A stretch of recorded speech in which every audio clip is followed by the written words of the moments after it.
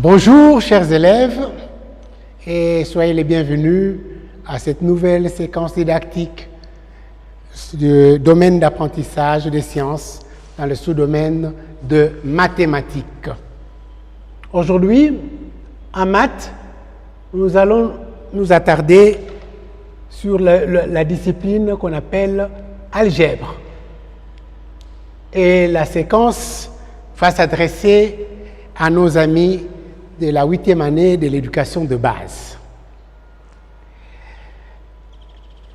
Nous avons appris dans les classes antérieures et dans les leçons précédentes que lorsque nous avons un nombre, par exemple 3,25, ce nombre-là est un nombre décimal et qu'alors on peut l'exprimer comme étant une fraction, qu'on appelle une fraction décimale. C'est-à-dire, on peut écrire que ceci, c'est égal à 325 sur 100. Si nous prenons, par exemple, 42,061, ceci peut s'écrire sous forme de fraction décimale comme étant égal à 42 061 sur 1000. Nous pouvons nous rappeler également que ces nombres-là étant des nombres décimaux, les deux ici sont des nombres décimaux, nous pouvons également avoir une expression déjà sous forme de fraction, comme 3 sur 2. Ce nombre-là peut également devenir un nombre décimal en divisant 3 par 2. Cela nous donnera 1,5. C'est un nombre décimal. Celui-ci également, 21 divisé par 5. Ceci nous donne également un nombre décimal. J'aurais voulu avoir un peu plus de chiffres, mais ça ne fait rien. Nous aurons donc 4,2 après division. Donc ces nombres-là, donc nous avons fait l'opération inverse. À partir des nombres décimaux, on peut avoir une fraction décimale. Et à partir d'une fraction décimale, on a un nombre décimal. Un nombre, oui, décimal, à partir de la fraction. Mais quand peut-on dire qu'on a un nombre, plutôt une fraction décimale? C'est lorsque le dénominateur est un multiple de 2 ou de 5. Multiple de 2 ou de 5. C'est à ce moment-là on peut espérer avoir un nombre décimal. Tous les autres, ce sera compliqué, comme celui-ci. 5 sur 3. Ça ne pourra jamais nous donner un nombre décimal. Parce que si vous commencez à diviser 5 par 3, vous n'aurez qu'une suite de nombres après la virgule, sans pour autant qu'on puisse s'arrêter. Si vous prenez 58 sur 7, là aussi, il y aura des difficultés, ainsi de suite. Mais bref, lorsque le dénominateur est un multiple de 2 ou de 5, alors on a un nombre décimal. OK. Maintenant, lorsque nous avons un nombre comme 100, que nous voyons là, on peut l'exprimer sous forme de puissance. 100, nous avons vu que c'est égal à 10 multiplié par 10. C'est-à-dire puissance de 10, nous aurons 10 au carré. Et que 1000, ceci, c'est égal à 10 au cube.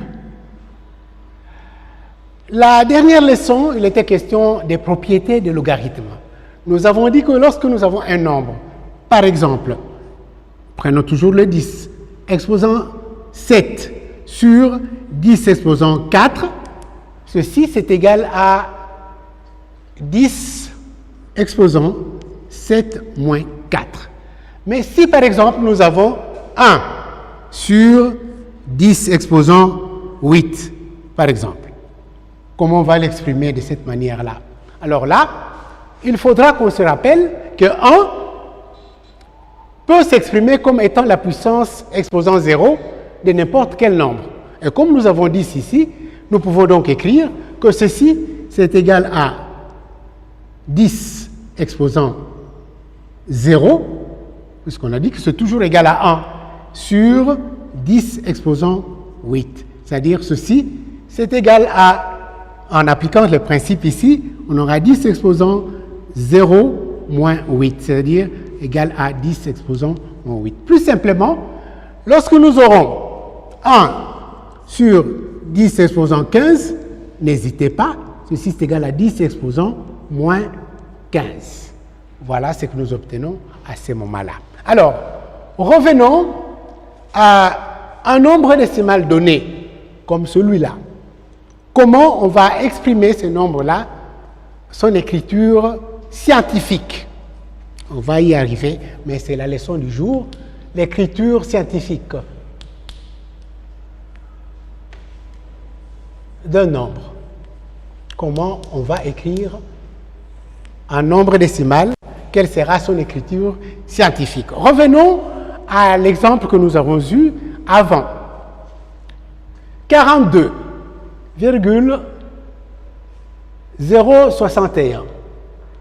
Donc, 42 unités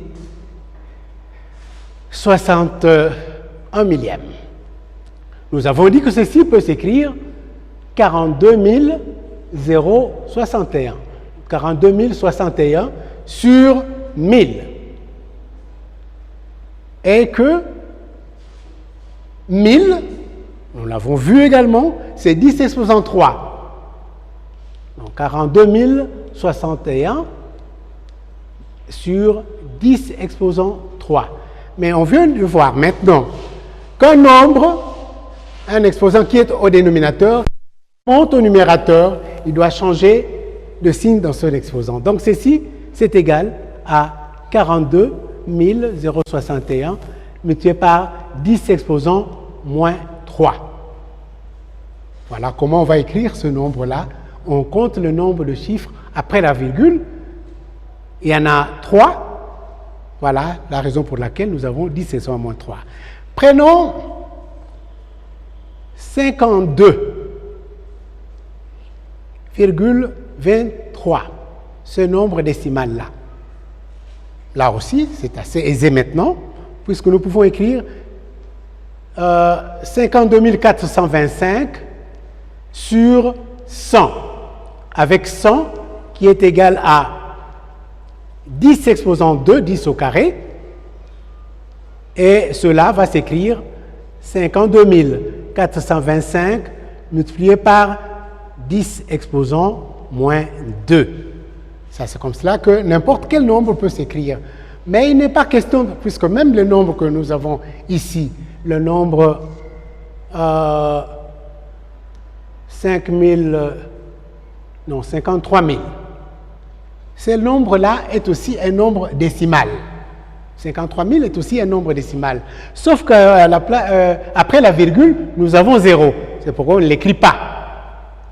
Comment nous pouvons l'exprimer? C'est de la même manière que les autres. C'est-à-dire, nous aurons 53 multiplié par 1000. 1000 qui est égal à 10 exposant 3. Donc nous aurons 53 multiplié par 10 exposant 3. Oui, vous allez remarquer que parfois j'ai la croix pour la multiplication. Parfois c'est un point. Il n'y a pas de souci, c'est du pareil au même. Donc 10 exposant 3, excusez-moi,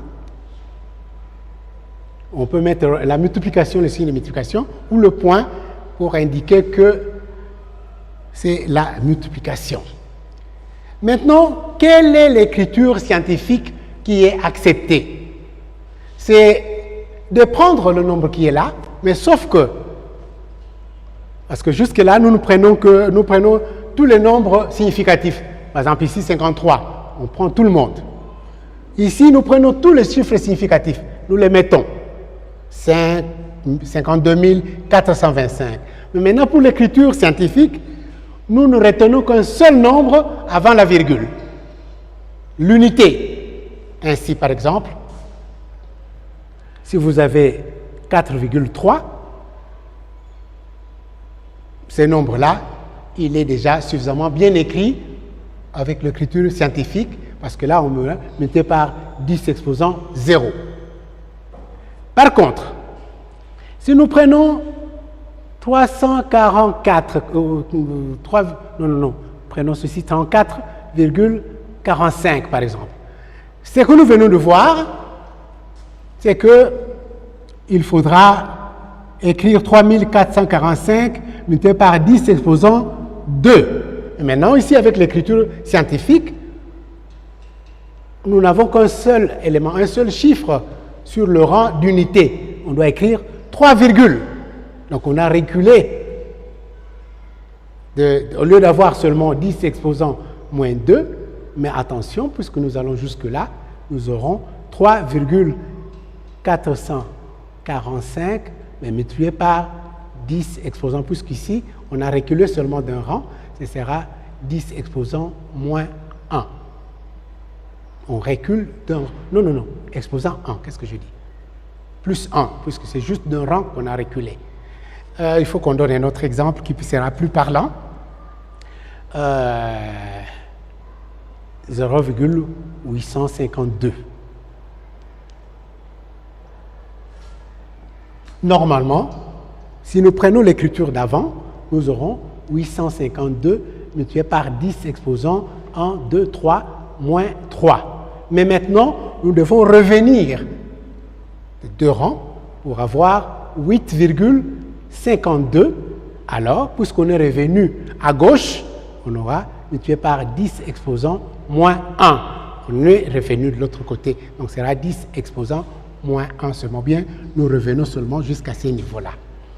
Quelle est l'importance de cette écriture scientifique? Pourquoi on insiste tant pour cette écriture? D'abord, il faudra qu'on sache que tout nombre peut s'écrire comme une puissance de 10, sauf que le facteur qui est avant 10 exposant n, c'est le nombre dans son entièreté avec tous les chiffres significatifs. Tandis que pour l'écriture scientifique, nous ne prenons qu'un seul chiffre après la virgule. Non, avant la virgule, je veux dire. Avant la virgule, nous mettons un seul chiffre, l'unité seulement, et les autres après. Cela facilite beaucoup de calculs.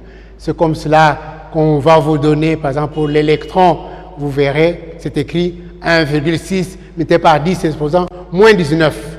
C'est l'écriture scientifique. Alors, tout ce que je vais vous demander à présent, c'est d'écrire ce nombre que voici.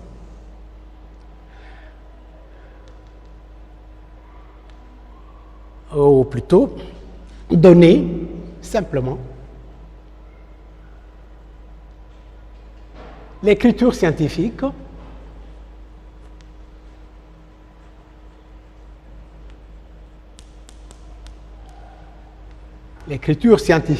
de...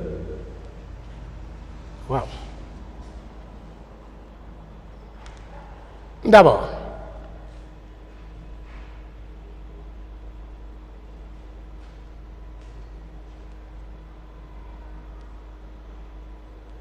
« 46,583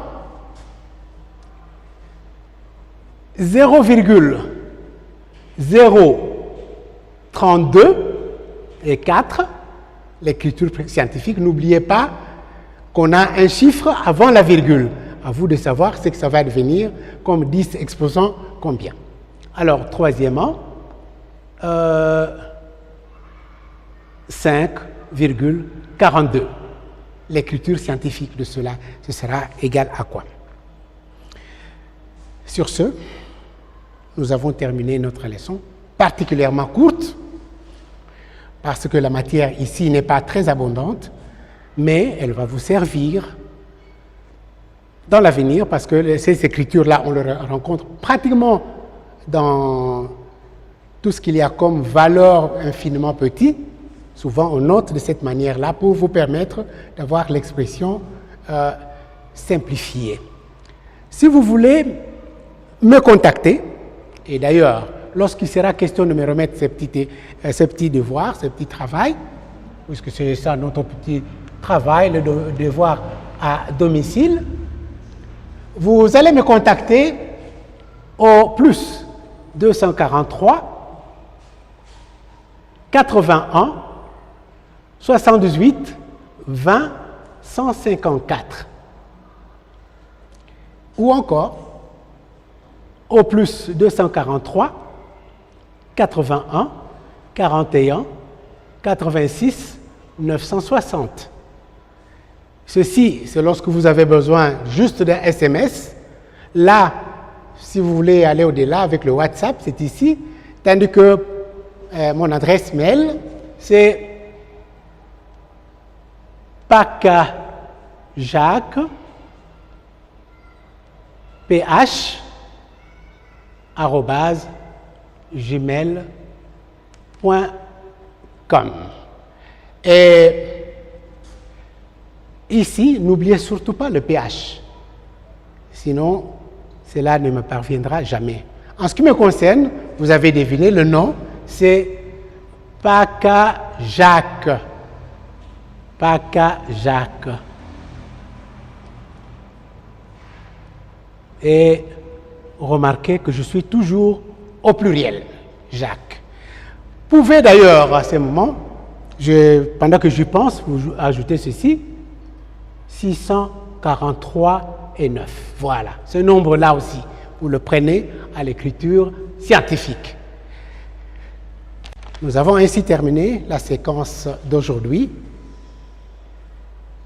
Bon appétit chez vous et à bientôt. Au revoir.